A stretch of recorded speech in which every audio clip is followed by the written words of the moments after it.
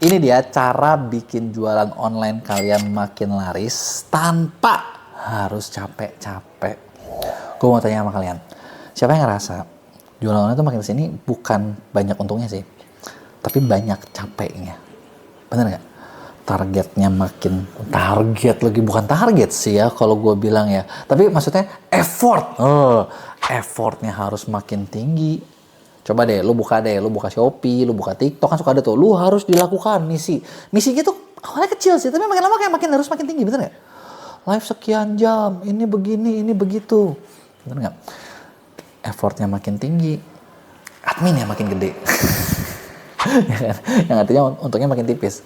Udah gitu persaingan harga makin ketat, ya kan? Dan order ya segitu-segitu aja gitu kan. Nah, gue tahu banyak di antara kalian pasti yang lagi ngalamin ini, yang lagi sedih gara-gara hal ini, gitu kan. Jadi lu harus ngapain? Biar maksud gue, ya gue nggak bilang fair ya, gue nggak akan bilang lu nggak usah capek-capek, lu nggak usah ngapa-ngapain, lu tidur enak, order lu banyak. Gue nggak bilang gitu. Tapi yang gue bakal kasih kalian adalah gimana caranya supaya bisnis kalian semakin efisien. Karena kenapa? Karena kalau menurut gue, kalau bisnis lu efisien, lu kagak bakalan capek cuy. Yang bikin lu capek itu gara-gara lu tuh yang ngerjain semuanya tapi nggak hasil. Oke? Nah, sekarang kita bakal langsung ke masalah utamanya. Apa sih masalah utama yang bikin bisnis lu capek? Gitu kan. Nah, biasanya kalau menurut gue yang bikin banyak bisnis capek, banyak seller capek, itu adalah ketika kalian tuh ngelakuin banyak sekali daya dan upaya, tapi hasilnya minim. Bener nggak? Fair kan?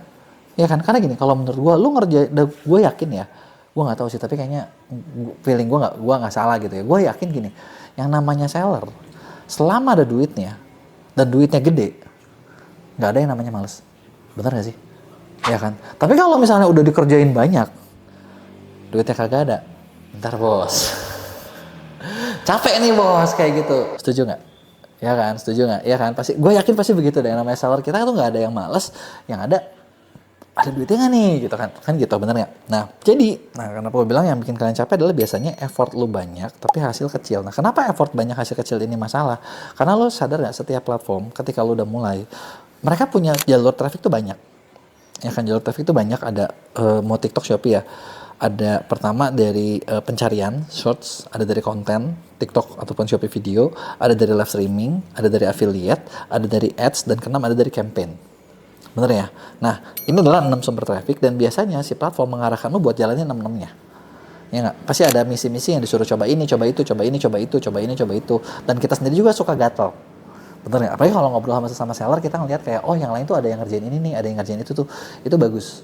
Nah, tapi itu bikin kita, maksudnya kita jadi, gue coba ini deh, gue coba itu deh, gue coba ini deh, gue coba itu deh, dan itu gatel gitu loh. Dan maksud gue capek gitu ketika lo ngejalanin. Apalagi kalau misalnya lo kerjain masih sendirian. Gue ngerti banget buat teman-teman yang maksudnya sendirian, gak punya tim. Sekarang tuh benar-benar melelahkan banget. Ya sekarang gini lah, gue udah kebayang ya hidup lu kayak gimana kalau lu sendirian gitu ya. Karena gue juga dulu jualan gitu kan. Maksud gue ya udah pasti gini. Lu bangun pagi, lu buka chat, lu lihat ada chatting nggak, balesin. Ya barang ready nggak, udah gitu tinggal lihat iklan kan, gue bagus nggak ya, oh ya ngecek iklan segala macam, buang waktu 1,5 jam lagi gitu kan. Kadang kita ngerasa anjir yang ini kenapa boncos, kita gonta-ganti segala macam, kita coba ulik-ulik. Tanpa terasa dari tadi bangun pagi lu udah bangun chat, lu ngerjain ini, tahu waktu mungkin udah mau jam 11, jam 12 siang. Bener nggak? Ya kan? Fair. Nah kemudian udah gitu, udah lu ngerjain kan pasti lu ngerjain chat lagi, bahkan lu sambil ngechat biasanya. Ya kan yang namanya seller pasti multitasking dong, bener nggak? Buka ini, buka itu, buka ini, buka itu, ya ada kerjaan lu nggak beres-beres. Ya mumet iya, puyeng iya. Udah gitu mulai siang, lu udah mulai lihat nih orderan gua mana aja, paket, packing sendiri, dan making barang butuh waktu juga cuy. Bahkan udah mau cari yang paling simpel pun lu butuh waktu buat lu keluarin effort lagi. Ya kan? Nah setelah itu udah lu kerjain itu semua, udah lu selesai lu kerjain, kirim atau enggak nunggu kiriman sambil lihat lagi chat dan lain sebagainya. Itu kayak waktu lu itu belum apa, mungkin kayak sehari itu udah bisa habis cuma buat ngelakuin itu doang. Bener nggak? Lu punya tim, beberapa hal dikerjain sama tim lu. Ya, udah gitu belum lagi nanti meeting nyari sama, mungkin dikejar AM atau mungkin nyari kreator atau apapun lah, itu adalah yang dikerjain. Bener nggak? Ya kan? Apalagi kalau lu sambil live, itu tadi belum ada waktu bikin konten, belum ada waktu bikin live. Gue baru bahas, lu balas chat, lu ngurusin toko, ya kan? Lu ngurusin iklan, lu packing. Kalau lu tambah konten, lu tambah lagi live, udah waktu lu habis banget dah. Bener nggak? Nah kalau ada tim lumayan kebantu, tapi ya balik lagi. Nah kalau kita lihat kayak effort kita banyak, tapi pertanyaan untungnya berapa? Cukup nggak?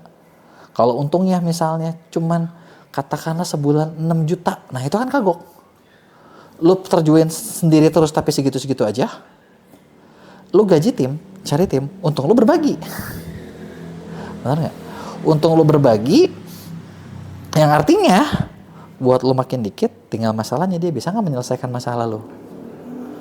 Bener nggak? Nah makanya yang gue perlu bilang adalah dari masalah utamanya ada lagi nih, lu harus lihat waktu yang lu keluarin, waktu yang lu kerahin, ini bagian mana aja yang ngasilin.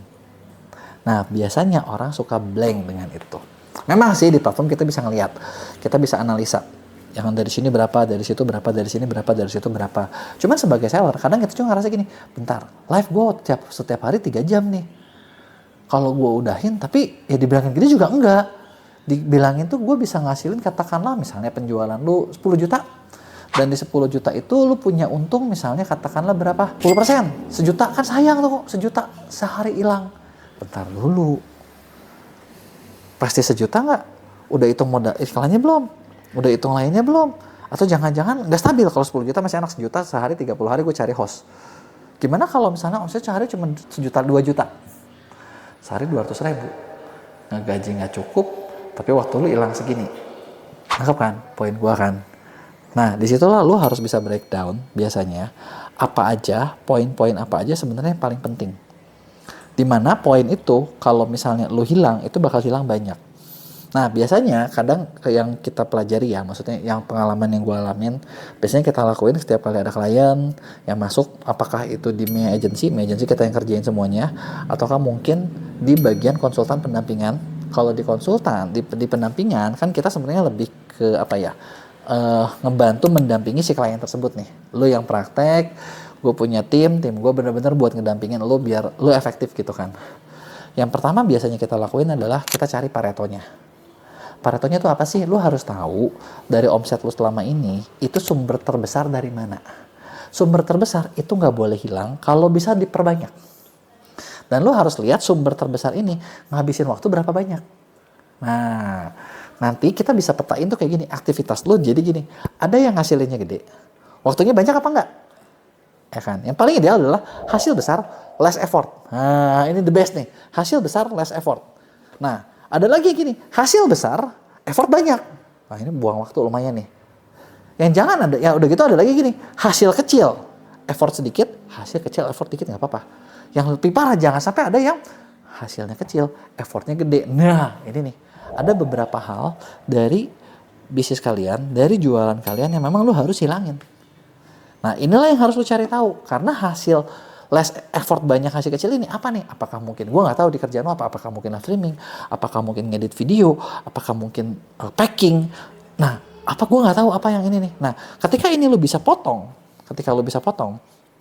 potong tuh bisa jadi misalnya lu kasih ke orang lain, cari orang buat bantuin lu, ya, karena effortnya sedikit. Dengan itu harapannya apa? Lu punya waktu lu dipakai untuk menghasilkan yang lebih besar. Bener nggak? Jadi kan kegaji nih, kebayar nih. Jangan sampai lu potong, lu punya waktu, terus lu ngapain? Lu ikutan juga di sini. Ya, itu mah namanya lu nggak membebaskan diri lu, bener nggak? Yang harus tuh adalah membebaskan diri lu. Contoh gini, kalau gue ya waktu pertama ya, gue sadar waktu gue bikin toko online, waktu yang pertama gue paling banyak buang itu sehari itu bisa 3 jam, itu adalah packing. Jadi ketika gue udah ngitung tuh zaman dulu ya, gue kerjain sendiri packingan, gue udah ngitung. Kalau order gue sehari 30 itu secepat apapun, gue butuh waktu kurang lebih dulu 1 jam lebih, kadang 1 jam setengah, kadang satu order bisa 2-3 menitan, gitu ya, 2-3 menitan, gitu. Karena dulu barang gue tuh harus banyak di bubble, supaya barang gue nggak rusak. Jadi memang ngebubble-nya motongin bubble segala macam ini. Atau mungkin dulu gue juga terlalu pelit kali ya bubble-nya, biar gue agak dipas-pasin. Waktunya jadi lama. Biar hemat gitu kan. Nah kalau order gue 100, wah itu udah dah. Itu gue bisa 4 jam gitu ya, 4 jam gitu. Waktunya udah lama tuh. Nah makanya pertama adalah yang gue cari adalah orang buat packing. Karena artinya dengan gitu waktu gue bebas. Tapi waktu orangnya ada nganggur dong. Jujur iya. Tapi gimana lagi? Ya kan, gimana lagi daripada gue yang habis waktu gue, udah gitu gue pakai buat membesarkan. Gue mencari hal-hal lain yang Bisa, maksud gue bisa gue lakuin supaya gue nggak buang waktu gitu loh ya. Nah itu adalah yang gue lakuin. Jadi buang semua segala sesuatu yang effortnya banyak gitu kan, dan hasilnya terlalu kecil gitu. Ketika lu buang biasanya waktu lu lebih banyak gitu kan. Lu bisa banyak kok sekarang tuh, misalnya kayak pengiriman itu ada 3PL segala macam, atau misalnya gini, lu mau produksi konten juga lama loh, apalagi kalau profesionis. Lu bisa kerja sama, lemparin ke agensi kayak kita gitu, lemparin ke Mea, jadi lu punya waktu banyak, lu bisa ngurusin yang lain. Live streaming juga itu lu bisa lemparin juga gitu kan. Nah itu adalah yang lu lakuin. Nah dari situ setelah itu apa, lu fokuslah yang tadi gue bilang, fokuslah ke yang ngasilin 80%-nya apa. Apakah itu di iklan, apakah itu di mana, lu lebih punya waktu. Atau bahkan gini, kalau sebenarnya paling, kalau lu nggak mau pusing ya, toko online itu sekarang lu bisa benar-benar banyak hal bisa dilepas, termasuk iklan. Dan rata-rata contoh kayak kita di Mea, gue punya data dari tim gue, ternyata dari klien yang masuk gitu ya, itu kita udah bikin target di atas 80%, dan sampai sekarang selalu achieve 80% klien kita itu mereka punya ROAS yang jauh lebih baik dari industri. Maksudnya gini, industrinya katakanlah rata-ratanya 4, kita bisa ngasilin 5-6. Dikit dong kok nggak jauh. Bentar cuy, 6 dari 4 itu 50%. Itu udah standar industri cuy. Udah oke, mau gimana lagi. Bisa nggak jadi 100? Ada juga yang gue kerjain 100, tapi gue nggak bilang semua pasti bisa ya. Nggak gitu juga ya. Gitu. Nah, setelah itu, setelah lu fokus ke yang hal-hal yang paling penting, harusnya lu bisa ngasilin. Nah, di sini lalu bikin standarisasi. Atau bikin sistem operasionalnya. Bikin standarisasi, bikin sistem operasionalnya, mulailah bikin tim. Nah, sebenarnya bikin tim itu 2 macam. Bisa lu hire semua secara internal. Cuman hire internal itu menurut gua hitungannya bakal cukup mahal. Kenapa? Karena lu pasti keluar gaji. Gaji itu jelek ataupun gak, lu pasti harus makan. Lu keluar yang namanya cuti. Bukan keluar sih, tapi kalau ada pemerintah cuti, libur gitu kan, harus ada lemburan. Itu kan lebih mahal ya. Terus udah gitu gaji itu juga lu ada yang namanya THR. Benar, jatah sakit dan lain sebagainya, dan ketika udah masuk nggak segampang itu lo ngeluarin, bener nggak? Makanya hire itu lumayan mahal. Atau lo bisa kerjasama per project, kolaborasi. Misalnya tadi yang gue bilang sama Mea adalah salah satunya, gitu ya. Nah di sini lo bisa delegasiin kerjaan mana yang mau lo ambil, kerjaan mana yang lo mau lepasin. Ketika ada kerjaan lo lepasin, artinya lo bisa ngeluangin waktu lo buat ngasilin yang lebih besar. Jadi bisnis lo nggak capek-capek amat, gitu kan. Tapi lo tetap dapat hasilnya, gitu kan. Dan yang terakhir adalah lu harus selalu coba bikin inovasi yang baru. Karena gini, ketika udah lu bisa delegasiin A, B, C, D, E, artinya waktu lu tuh luang. Nah, ketika waktu lu luang, lu pakai buat bikin inovasi yang baru. Terutama kalau sudah ada yang jalan, sudah ada revenue stream yang ngasilin. Karena kalau lu nggak bikin inovasi baru, artinya lu bakal mengandalkan di mana umur produk tersebut jalan. Dan biasanya setiap produk itu ada masanya, ada nyawanya. Kalau nyawanya udah mau putus, udah mulai habis, udah mulai nggak laku, lu mau paksain pun susah. Gitu kan. Jadi mumpung masih jalan, bikinlah inovasi baru, bikinlah sesuatu yang baru supaya nyawa bisnis produk lu tuh banyak. Produk kilonya tuh nambah lagi ya. Jadi kurang lebih itu adalah beberapa hal yang bisa lu lakuin biar bisnis lu nggak capek-capek amat, tapi tetap terus growth. Kalau ada yang mau tanya, lu tulis di komen, bakal gue jawab di Q&A. Jangan lupa buat like dan share. Coba bayangin kalau lu punya produk itu dulu laku banget, dan terus udah gitu makin kesini makin turun. Gue sering banget dapat pertanyaan kayak gitu. Nah, apa sih yang harus dilakuin? Apakah yang pertama lo coba hidupin lagi biar dia rame lagi, atau yaudah suntik mati ganti produk baru? Nah, gue tahu nih sebagai pebisnis, kalau lo jualan ini pasti salah satu dilema yang paling pusing. Jujur, gue pernah juga ngalamin kok kasus-kasus yang seperti itu.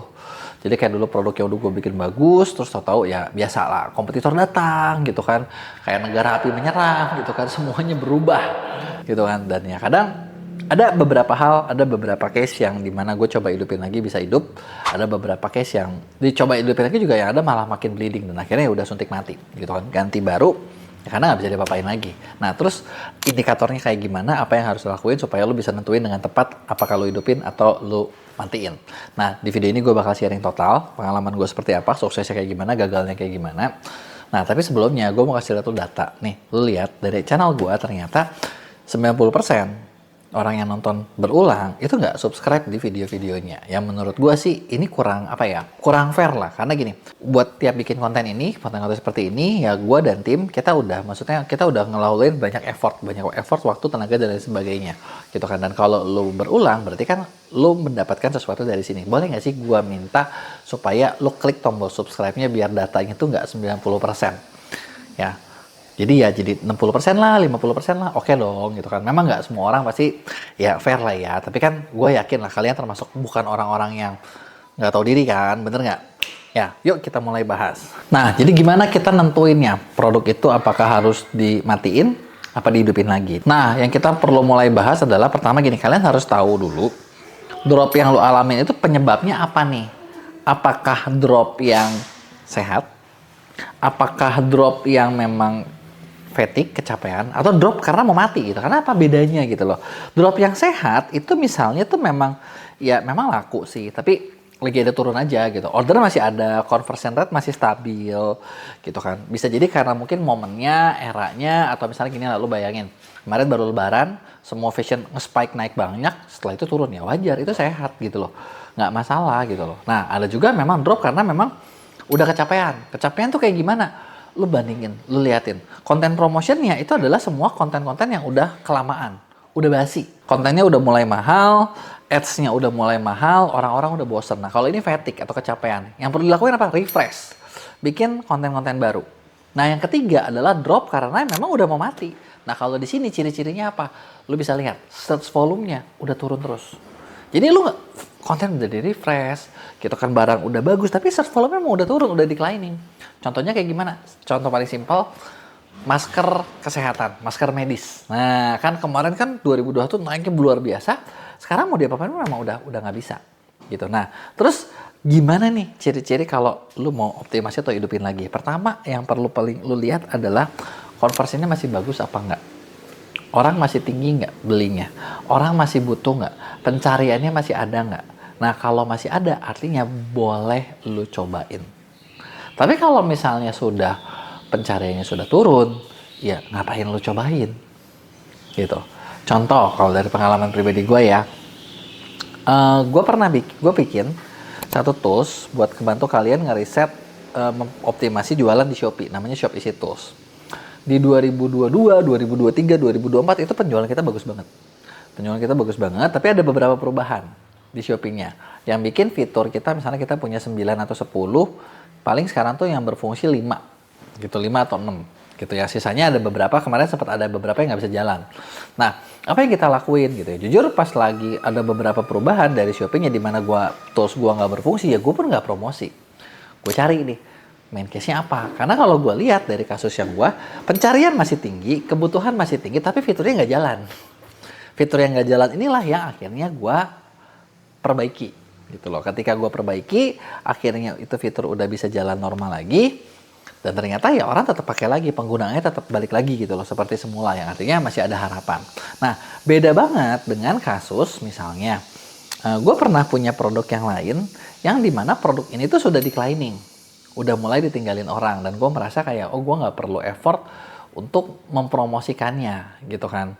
Contoh apa? Gue pernah bikin satu produk, itu produknya adalah kalender 2025. Nah lu lihat dari namanya aja kalender 2025. Ini udah 2026 guys.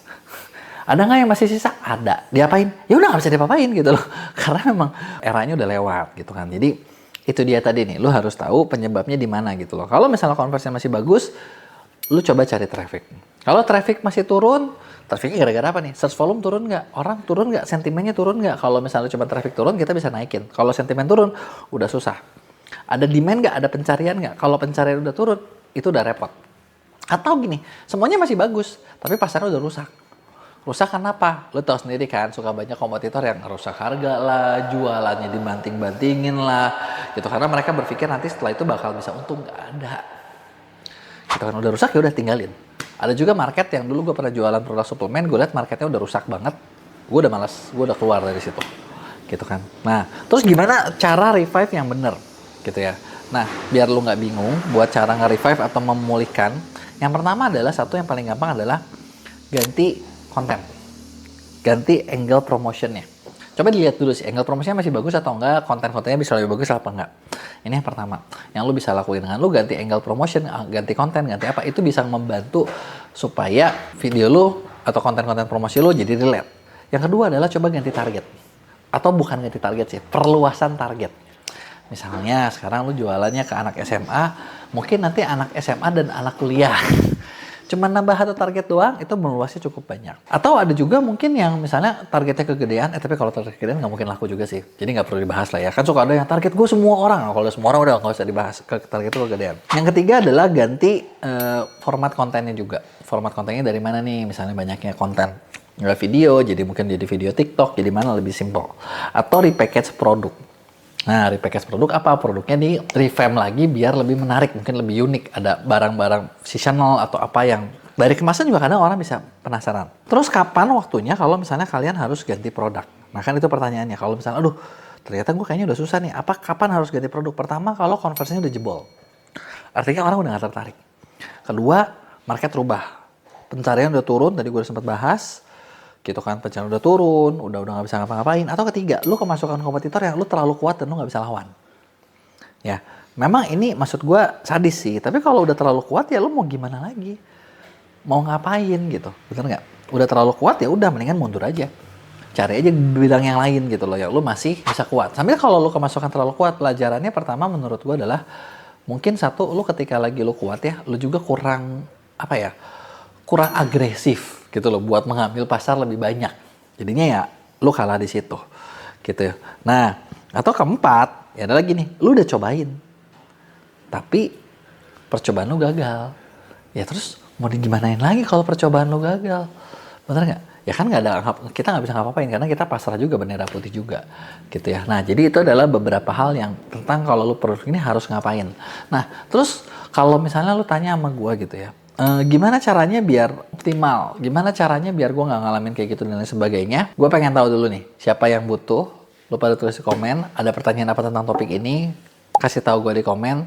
Kalau yang komennya banyak, gue bakal bikinin lanjutan dari materi yang satu ini. Gimana caranya biar kalian bisa nge-revive? Gimana caranya biar kalian bisa lebih untung? Gimana caranya biar lu nggak kejadian harus nge-revive? Ya kan? Capek juga kalau kayak gitu, bener nggak? Jadi kalau komennya rame gue bakal masukin. Jangan lupa buat like dan share.